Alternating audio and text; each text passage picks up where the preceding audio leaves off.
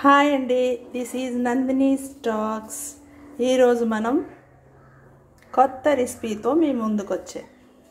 ఈరోజు మనం పచ్చి జీడిపప్పు చింతకూర కర్రీ చేయడం ఎలా నేర్చుకుందాం. దీనికి కావాల్సిన పదార్థాలు ఒకసారి చూడండి. 2 కప్స్ పచ్చి జీడిపప్పు అండి. ఇది సమ్మర్లో మాత్రమే దొరుకుతుంది మనకి పచ్చి జీడిపప్పు అనేది. పచ్చి ఎండి రెండు సమ్మర్లోనే దొరుకుతాయి. 2 months తర్వాత మనకు దొరకవండి. 2 కప్స్ పచ్చి జీడిపప్పు,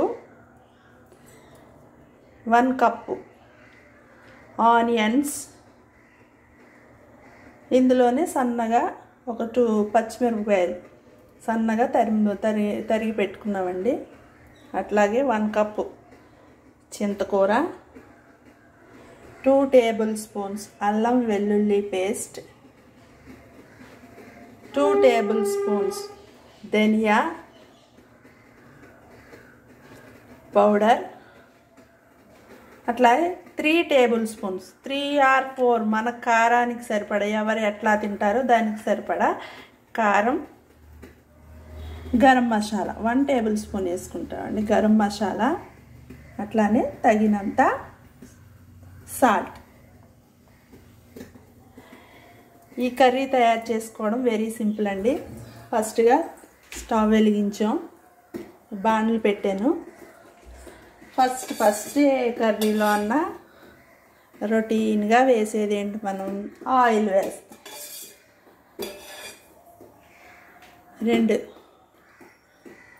2.5 గరిటెలు అండి, చిన్న గరిటె ఇది. ఆయిల్ వేసుకున్నాం.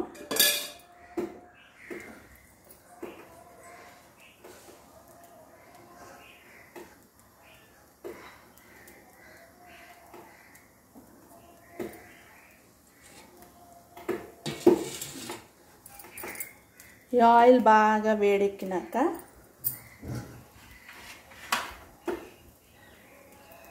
మనం సన్నగా తరిగి పెట్టుకున్న ఉల్లిపాయ, పచ్చిమిరపకాయ ముక్కలను సాల్ట్ వేసేస్తున్నానండి ముందుగా.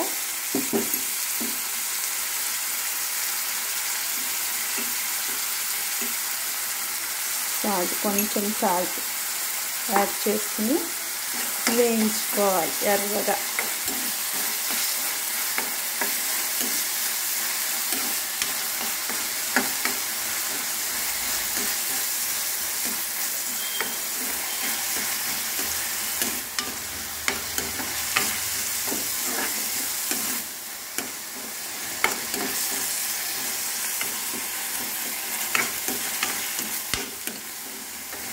వేగేటప్పుడు చింతకూర ఉంది కదండి, ఇది మా అమ్మ వాళ్ళ ఇంట్లో చింత చెట్టు ఉందన్నమాట.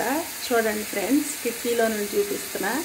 ఇదిగోండి, ఇది చింత చెట్టు, ఫ్రెష్గా కోసిన చింతకూర అన్నమాట. ఈ చింత చెట్టు నుండి ఇదిగోండి, పెద్ద చింత చెట్టు ఉండుద్ది.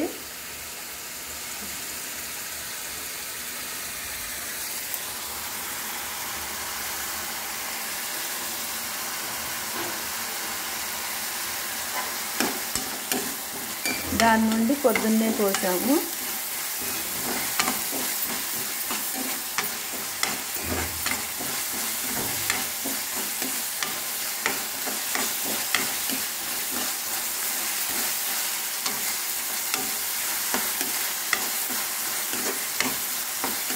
బాగా వేగినాక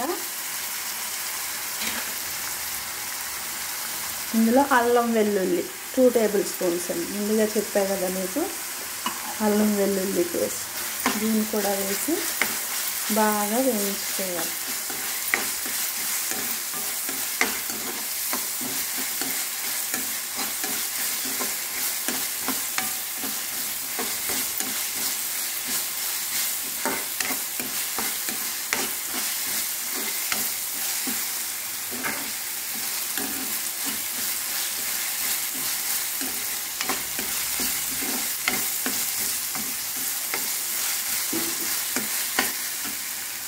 కొంచెం ఫ్లేమ్ కొంచెం లో ఫ్లేమ్ ఇది.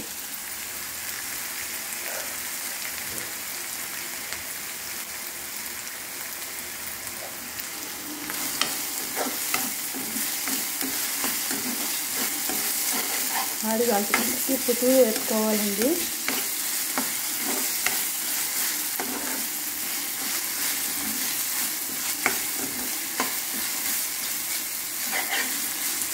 ఏ కర్రీ అన్నా టేస్ట్ రావాలంటే మనకి కూర బాగా ఉడకాలండి. అది ఎట్లా తెలుస్తుంది కూర ఉడికిందా లేదా అనేది? ఆయిల్ అనేది పైకి తేలుతుంది అన్నమాట. అప్పుడు బాగా ఉడికినట్లు లెక్క. వేగిపోయిందండి. తర్వాత 2 కప్స్ జీడిపప్పు వేసుకుందాం.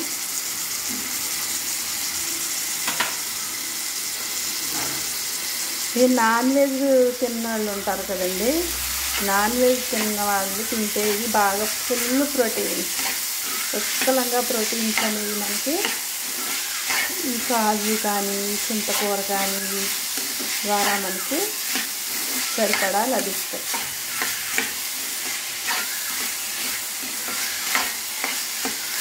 ఇందులోనే కడిగి పెట్టుకున్న చింతకూర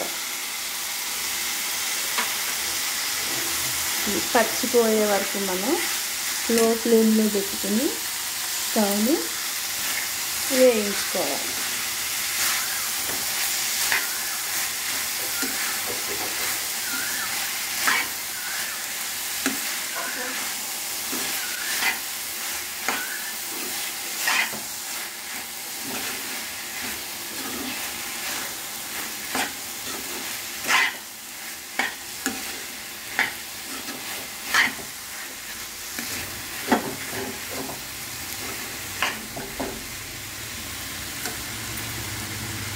ఒక 2 minutes వేయించుకోవాలండి.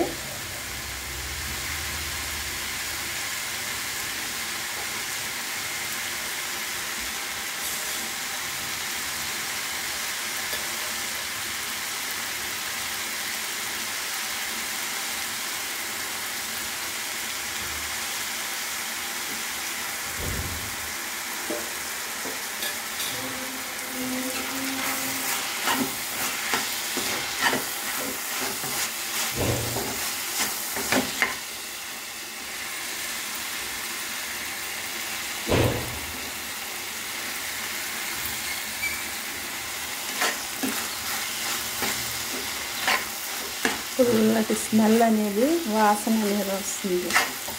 చింతకూర వేసాం కదా,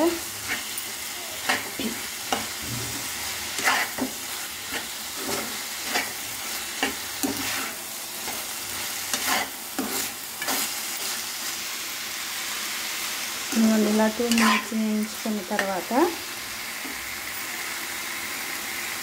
ఇందులో కారం,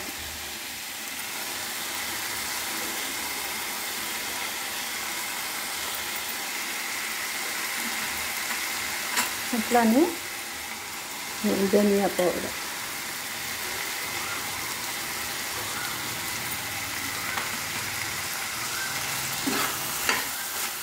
వేసుకుని బాగా కలుపుకోవాలి.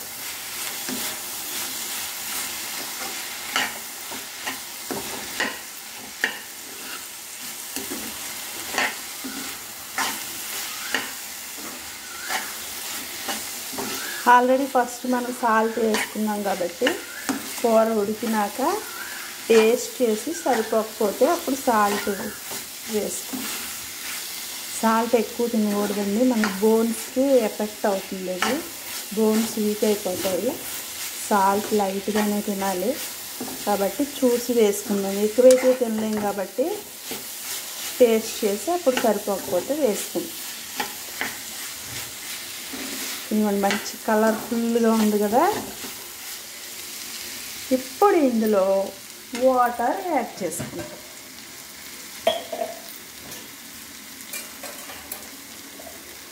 వాటర్ మరీ ఎక్కువ అవసరం లేదండి, వేయించాం కదా, వేగిపోతాయి. ఆల్రెడీ మనం మగ్గించాం కాబట్టి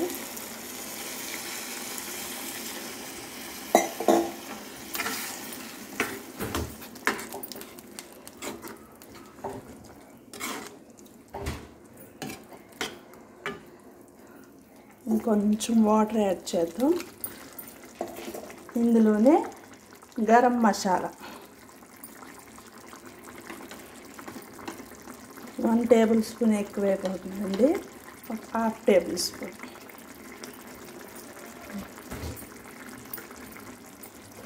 వేసుకుని మళ్ళీ ఒకసారి మనం తిప్పుకుని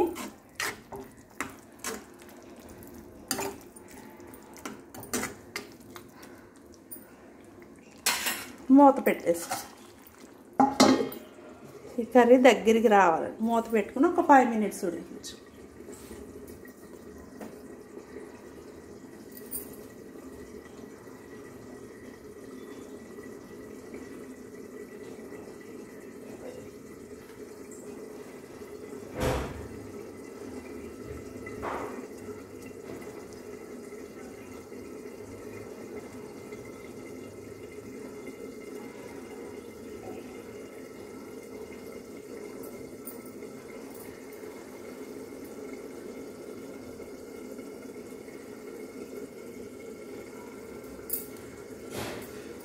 మధ్యలో ఒకసారి మనం అడుగంటకుండా మూత తీసుకుని ఒకసారి తిప్పుకోవాలండి. ఇప్పుడు సాల్ట్ సరిపోయిందా లేదా టేస్ట్ చూద్దాం.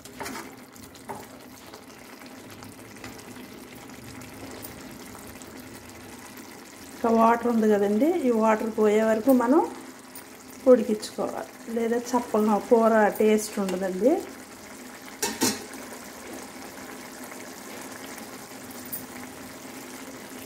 సాల్ట్ సరిపోలేదండి,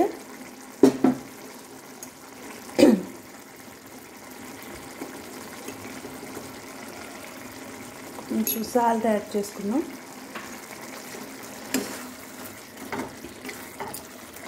యాడ్ చేసుకుని ఒకసారి మనం తిప్పుకున్నామండి. ఇప్పుడు చూసారా, జీడిపప్పు కూర పుల్లగా టేస్ట్గా ఉండుద్దండి.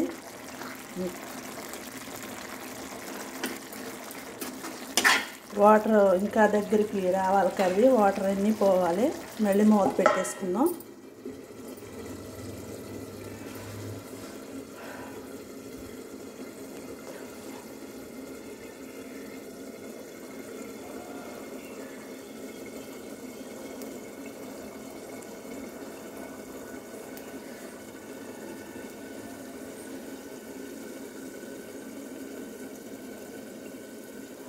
ఇది సమ్మర్ కాబట్టి మనం తొందరగా డీహైడ్రేట్ అయిపోతూ ఉంటుంది బాడీ, కాబట్టి వాటర్ ఎక్కువ తాగండి. లెమన్ వాటర్, మజ్జిగ, బటర్ మిల్క్, లస్సీ, ఎక్కువ లిక్విడ్స్ తీసుకుంటే మన డీహైడ్రేట్ అవ్వకుండా ఉంటుందండి.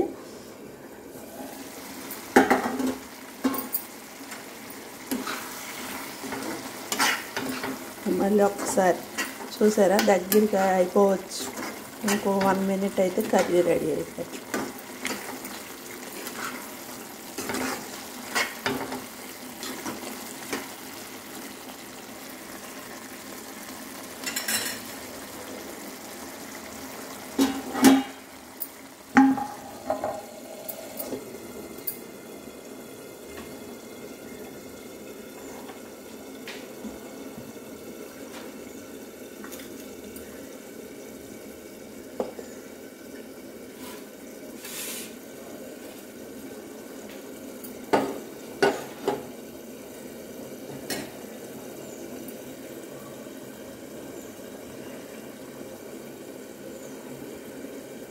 చాలా మంచి స్మెల్ వస్తుందండి. కర్రీ ఉడికే కొద్దీ మనకి స్మెల్ అనేది గుమగుమలాడుతుందన్నమాట కర్రీ. చూసారా, ఆయిల్ అనేది పైకి వచ్చింది. ఇది ఆయిల్ మళ్ళీ ఒకసారి పెట్టుకుందాం.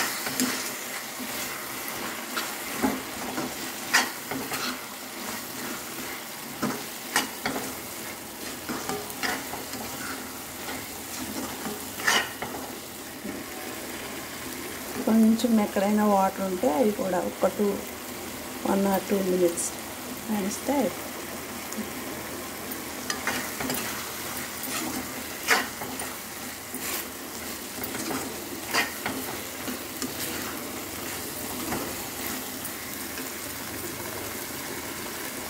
మనకు నాన్ స్టిక్ ఎలాగో ఈ ఇనప ప్యానాల్లో కూడా మనకు అంటుకోదండి.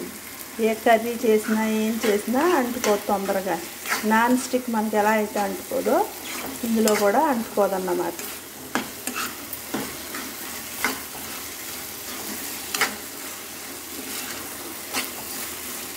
చూసారు కదా, దగ్గరికి అయిపోయింది. ఇదిగోండి, స్టవ్ ఆపేస్తున్నా. దీన్ని ఒక బౌల్లోకి తీసుకుంటాం.